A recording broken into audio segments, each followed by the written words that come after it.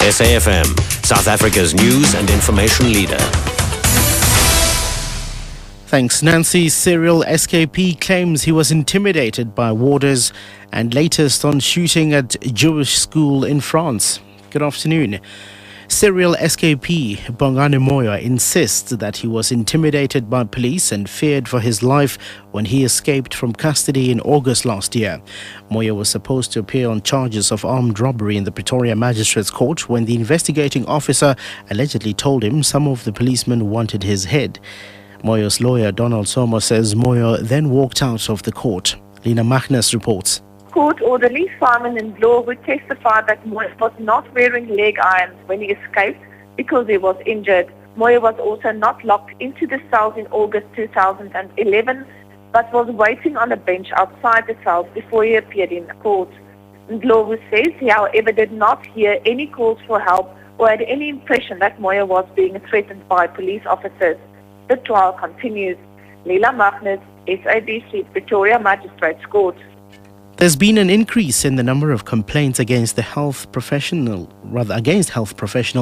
lodged with the Health Professions Council of South Africa. In the 2010-2011 year, over 2,900 cases were reported to the council, up from 2,300 in 2008-2009. The HPCSA says the complaints include incompetence, overcharging and charging for services not rendered, as well as inappropriate relationships with patients. Senior health journalist Tabile Mapanga reports.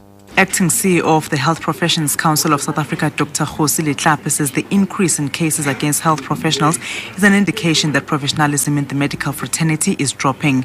He says the overcharging of patients is just abuse of the system by professionals.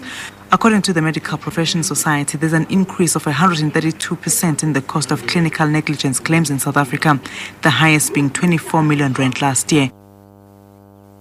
Violent protests in Grabo in the Western Cape are continuing as police have now fired tear gas and rubber bullets to disperse residents in informal settlements around the town.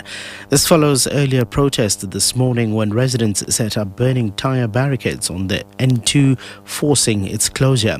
The community is unhappy about overcrowding at the Umyezo Combined School and its closure by the Provincial Education Department. They've regrouped and have staged a protest march in Naledi to demand a new school. Police fired tear gas to disperse the group.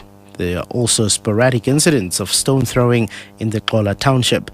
The Western Cape Education Department will hold a media briefing this afternoon on the matter. A man remains entrapped in a truck that has overturned on the N3 at Grey Avenue, Germiston.